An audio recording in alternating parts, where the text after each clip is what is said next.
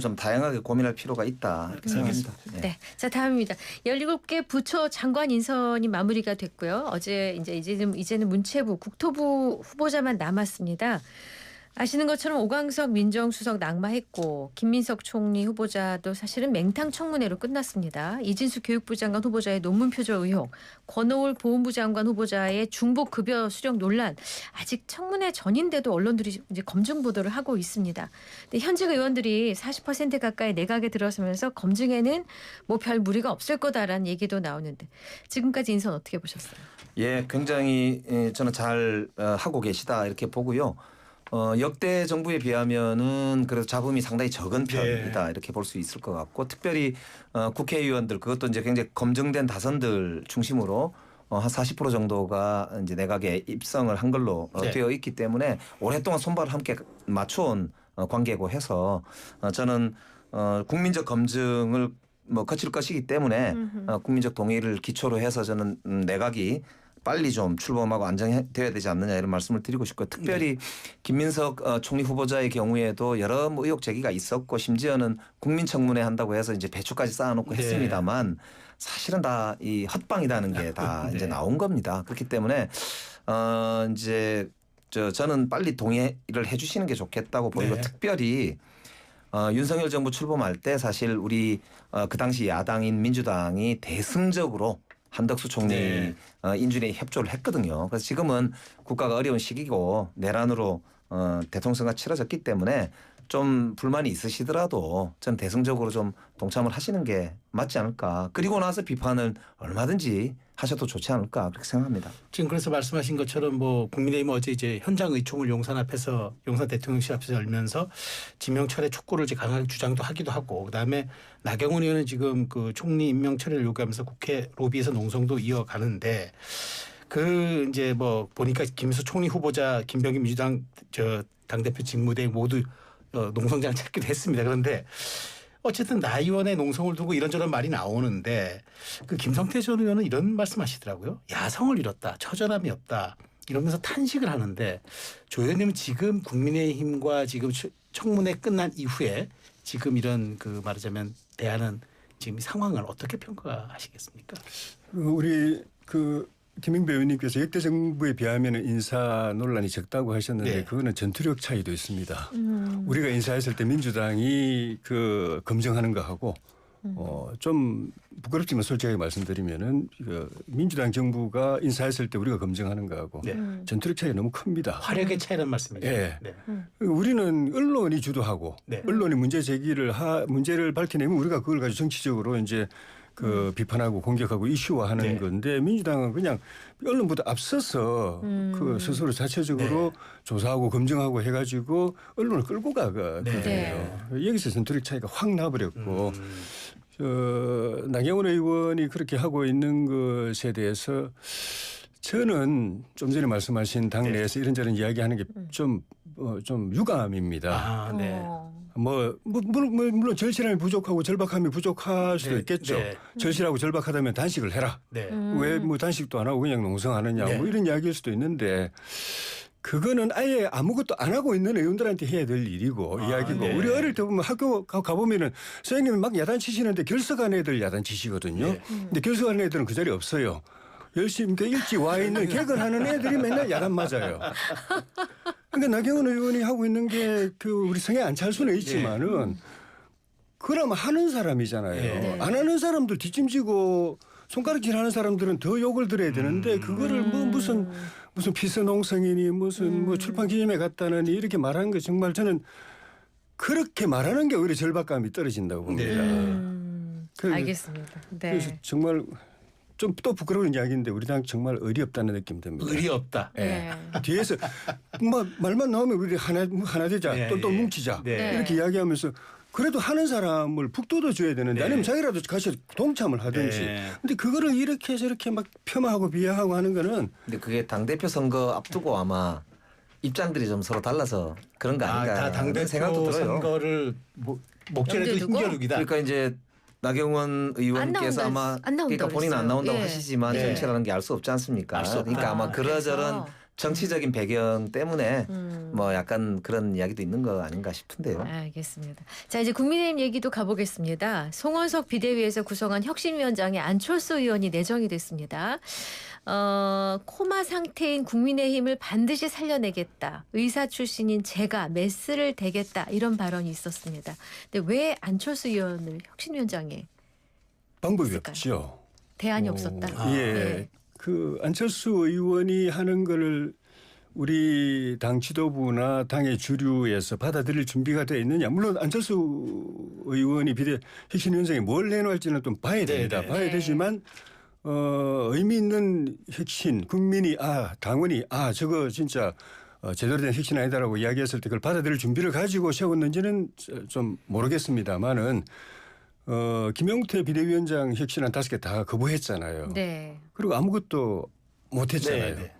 당 지지율 뚝 떨어져 네. 버렸잖아요. 네. 지금 우리 김문수 후보 지지율보다도 반토막 네. 이하잖아요. 네. 더 떨어질 수도 있습니다. 그런 상황에서는 방법이 없죠. 안철수 의원 같은 어쨌든 혁신을 이야기하는 사람 내세울 수밖에 없는데 문제는 안철수 혁신위원장이 제대로 된 혁신을 내놓을 수 있느냐도 네. 문제지만은 네. 아마 그렇게 하려고 최선을 다할 겁니다. 네. 근데 그걸 이제 받아들일 수 있느냐. 당의 지도부와 당의 주류라고 하는 네, 친윤이 받아들일 수 있느냐. 왜냐하면은 당원이나 국민들이 바라보는 혁신이 아니라는 게 여러 가지가 있지만 핵심은 지금까지 당이 이렇게까지 망가지게 된 데에 대해서 책임 있는 사람들이 책임지고 뒤로 물러나라. 네. 그리고 물갈이 해라. 네. 이거거든요. 김용태 비대위원장도 핵심은 인적 청산이라고 오늘도 얘기하더라고요. 예. 근데 김용태 비대위원장은 인적 청산까지는 이야기 네. 안 해요. 그 앞단계, 그 전 단계까지만 이야기했는데도 다 그냥 거부해 버렸잖아요. 근데 안철수 의원도 혁신위 맡아서 이제 앞으로 할 때는 그게 제일 고민일 겁니다. 정말 당원과 국민이 공감할 수 있는 혁신안을 내놓아야 되는데 네. 당 주류가 그걸 받아들일 수 있을 것인가. 그래서 요 질문 하나 드립니다. 예. 바로 어제 요 자리에 앉았던 서정욱 변호사가 예. 당내 구주류 즉 전 친윤계를 얘기하는 겁니다. 예. 안철수를 차기 당권 주자로 몰아주는 분위기다. 왜? 한동훈만은 막아야 하니까라고 이제 얘기를 했는데 그리고 나서 어제 그 발언 나서 바로 그 다음날 혁신위원장이 임명되고 나니까 예. 진짜 구주류가 이거 안철수 위원장을 정치공학적으로 믿는 것 아닌가? 라는 생각이 언뜻 들어서 조현님 의견을 여쭙습니다. 네. 만약에 전당대회가 8, 9월이 아니고 연말에 당초 안에 연말안이 있었잖아요. 네. 지방선거 앞두고 예, 하자. 예. 그렇게 되면은 혁신이 마치고 전당대회 나올 수 있겠죠. 네. 그런데 지금 이야기 나오는 거는 8월 말 9월 초인데 네. 그때는 출마 자체가 안 되죠. 혁신위를 하면은 최소 석 달 아니면 6개월을 해야 되는데 네. 차기 지도부가 나오고 난 뒤에도 계속 혁신위원장을 해야 되는데 네. 만약에 전당대회 나오려면 혁신위하고 한 달 만에 그만두고 전대에 들어가야 되거든요. 예, 예. 처음에 되거든요. 그거는 혁신이 아무것도 안 하고 바로 뛰어드는 것인데 그건 불가능한데. 그러니까 8월 전 되면 안철수 위원장은 혁신이 맡았기 때문에 출마 자체가 불가능하다. 예, 저는 불가능한 상황이 됐다고 보고 그리고 뭐 8월 하든 뭐 연말에 하든 그래도 자기 자산이 혁신이라고 생각하는 안철수 의원 입장에서 그 국민 당원들의 지탄을 받고 있는 구주류 친윤들의 얼굴마담으로 자기가 나선다? 저 그런 생각 안 할 거라고 봅니다. 그럼 차기 당 대표는 그 당권을 누가 좀 잡을 것 같습니까? 조현님 보시기에. 제가 지금 돗자리 펼까요? 돗자리 펴보시죠. 네. 저는 당이 살 길은 혁신밖에 없기 때문에 네. 우리 그 당원들이나 국민들이 지지자들이 생각할 때 우리 국민의힘이 혁신하면은 떠오르는 사람이 김문수, 한동훈, 김용태, 김재섭 뭐 등등 있지 않습니까? 그분들이 다 나오셔야죠. 그렇죠. 개인적 사정이 있더라도 당을 살리고자 한다면은 나오셔가지고 뭐 집단 지도 체제가 된다면은 그분들이 다 들어가겠죠 지도부에. 당 대표 그 최고 득점자 당 대표 2차점 세 번째 네 번째 네. 다 이제 지도부가 되는데 당원들이 국민들이 볼 때 국민의힘이 당 대표 또 최고위원들이 그분들이 쫙 네. 지도부 구성했다. 그럼 확실히 바뀌는 걸 느끼지 않겠습니까? 네. 그럼 그 힘이 모여지면은 아무리 기득권이 세도 바꾸고 갈 수 있습니다. 근데 그게 안 되면은 변화도 없고 바꾸기도 힘들어요. 조현님 그러면 김문수 한동훈이면 김문수가 더 가능성이 있다. 그건 좀 이따가 말씀드릴게요. 관전평. 글쎄요, 저는 국민의힘이 이제 친윤 세력들과의 결별을 할 때가 되지 않았나 네. 이렇게 생각합니다. 그래서 특별히 윤석열 전 대통령이 지금 수사도 많이 받고 있고 그렇기 때문에 그 점이 일단 혁신의 핵심적인 저는 가늠자가 될 걸로 보고요. 네. 그렇게 된다면 안철수 혁신위원장의 성공이 이제 곧 당의 혁신으로 이어지겠지요. 근데 이제 그게 아니면 즉 이제 내란과 계엄에 대해 사과부터 하고 확실하게 선을 긋고 그 다음에 이제 국민적으로 보수가 거듭나야 된다. 네. 보수의 가치를 지키겠다. 이렇게 나와야 그 뒤로 누가 되든지 간에 당이 재건되지 않느냐. 그런 점에서 보면 이 한동훈 그다음에 이런 소위 이제 계엄을 반대했던 세력들이 여전히 정당성을 가지고 있다는 점을 잊지 말아야 된다. 저는 그 말씀 꼭 드리고 싶어요. 알겠습니다. 자, 이제 민주당 얘기도 해보겠습니다. 당대표 후보 두 분이 경쟁 중인데 당심과 어심 여기에 어자는 유튜버 김어준 씨의 어자입니다. 어심의 싸움이다. 이런 얘기가 나오네요. 사실인가요? 뭐 이제 여러 이야기들이 있는데요. 그러나 박찬대 정청래 두 분은 우리 당의 거의 원투펀치에 가깝게 그동안 사실은 앞장서서 싸우던 분들이기도 하고요. 네. 지도부를 했던 분들 아닙니까? 그러니까 그분들 내에서 싸우는 거라서 저는 뭐 누가 돼도 잘 할 거다 이렇게 보고요. 다만 아까 이제 김어준 씨가 최근에 열었던 정치 콘서트나 네네. 뭐 이런 걸 이제 보고 그런 말씀을 주시는 것 같은데 저는 뭐 그게 오히려 약간 이 정치가 국민들에게 대중화되는 과정에서 발생하는 그런 정치 토크 네. 이런 프로그램이라고 봐야지 거기서 뭐 이 영향력을 거기 직접 행사한다. 그거는 저는 바람직스럽지도 않고 그렇게 되지도 않을 거다. 네, 그렇게 생각합니다. 근데 저 네. 조의원님께 여쭤보는 건 이제 사실 김어준 씨 정도가 뭐 콘서트를 하는데 뭐 문재인 전 대통령도 참석하고 정말 뭐 국회의장도 참석하고 김민석 총리 후보자도 참석 어마어마했습니다. 그런데 정청래 의원이 여기 참석을 했는데 박찬대 의원은 뭐 지방 일정, 뭐 선약 있다고 불참을 했는데 이러다 보니까 약간 어심은 정청래, 그 다음에 권리당원에 호소하는 거는 좀 박찬대 이런 지금 결이라는 좀 분석이 나오고 있습니다. 약간 그렇게 볼 소지가 저는 있다고 보고 네. 그냥 뭐 호사가들의 그냥 재미삼아 하는 이야기는 아니고 네. 그런 맥락이 좀 있다고 보여지는데 문제는 그 경우에 당연히 그 명심이 박찬대 당대표 이야기해놨는데요. 그러니까. 어심보다 명심이다. 당연히 좀 만약에 어심이 이긴다 그러면은 이 민주당 정권은 그 이란 호메니 정권처럼 되는 거죠. 그건 갈라치기예요. 이슬람 혁명 끝나고 난 뒤에 탈레반이라. 대통령이 라프산자니가 있었지만 그 위에 실권이 호메이니가 하나도 있었거든요. 없었어요. 예. 지금 안 그래도 저 김어준 씨 유튜브라고 그러길래 네. 유튜브가 아니고 호메인이라고 딱 그 소문 나 있는데 호메인이니까 호메인이 근데 그거는 국민의힘 쪽 유튜버들이 하는 이제 일종의 이야기예요. 그러니까 그렇게 되면 진짜 뭐 그 이슬람 공화국이 되는 거 신정 공화국이 되는 거기 때문에 그런 일은 없을 것이고 네. 그래 되면은 명심 업은 박찬대가 되는 거죠. 저희는 그렇군요. 그렇게 궁금해지네요. 네. 자, 이거 검찰 얘기 잠깐 가보겠습니다. 네.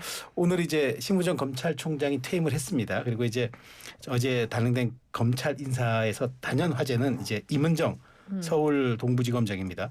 두 단계를 띄어서 이제 검사장이 됐고 사실 또 현 정부 국정기획위원회 이제 정치행정국가 전문위원으로 사실 인수위 전문위원 같은 개념인데 이런 분을 이제 이렇게 해오니까 아니 이거는 결국 이 검찰 내에 코드 인사 신호가 아니냐 이렇게 정권에 충성하거나 전 정권에 반발하면 우리가 챙겨준다 이런 보온적 인사라는 시그널이 될 수도 있다는 우려가 좀 사실 있긴 합니다. 그게 이제 그 검찰을 개혁하겠다는 상징으로 봐야지. 네. 그거를 그렇게 보훈 인사다 이렇게 보훈이라는 게 무슨 뭐 임은정 검사가 민주당 쪽을 봐주거나 뭐 이제 어떤 수사를 안 하거나 뭐 그런 적이 있는 게 아니잖아요. 네. 검찰 개혁에 목소리를 냈던 거고요. 윤석열 전 대통령께서도 그 당시에 서울지검장 발탁되고 한 과정도 네. 파격적 인사였습니다. 네. 그러니까 그거는 검찰을 그 당시에도 개혁해야 된다는 국민적인 여망 네. 이런 거를 실현하기 위한 조치였는데 이게 이제 나중에 엉뚱한 결과를 가져왔습니다만 네. 임은정 검사의 경우는 검찰총장이나 뭐 서울지검장을 간 것도 아니고 동부지검장이라고 하는 자리에 상징적으로 네. 검찰을 개혁해야 된다라는 주장을 했던 검사 중에 그동안 승진에 누락됐던 분들을 승진시킨 것으로 봐야 되는 네. 거고요.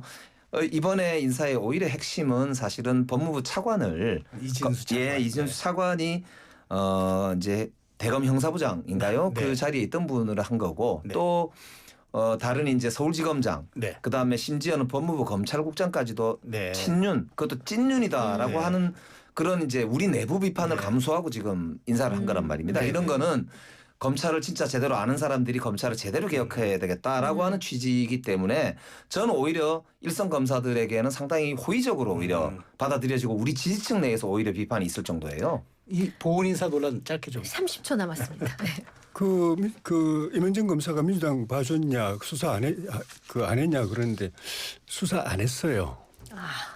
일을 안 했어요. 일을 안 했다. 정치질만 했습니다. 후배 검사들이 맨날 그거 가지고 당신 뭐 하느냐 검사는 수사를 해야지. 네. 그건 대단히 안 돼요. 맨날 페이스북 글이나 올리고 내부 고발한다고 논란이 예, 많았죠. 그런 사람을 저렇게 임명한 거는 정말 잘못된 인사라고 보여지고 동부지검장이 인사한 거 보고 제가 좀 의아했어요. 핵심들 동부지검, 남부지검이 큰 사건들이 많은 데거든요. 네. 근데 지금 그 이재명 정권이 검찰 수사권 다 지금 없애려고 네. 하고 있는데 핵심 사건들을 다루는데 왜 그런 충성파들을 앉혔을까? 알겠습니다. 이해가 안 되는 맥락입니다. 이거. 네, 여기까지만 듣겠습니다. 전국대담 친구들 김영배 더불어민주당 의원, 조혜진 전 국민의힘 의원 두 분 모셔서 말씀 들었습니다. 감사합니다. 잘 들었습니다. 고맙습니다. 네.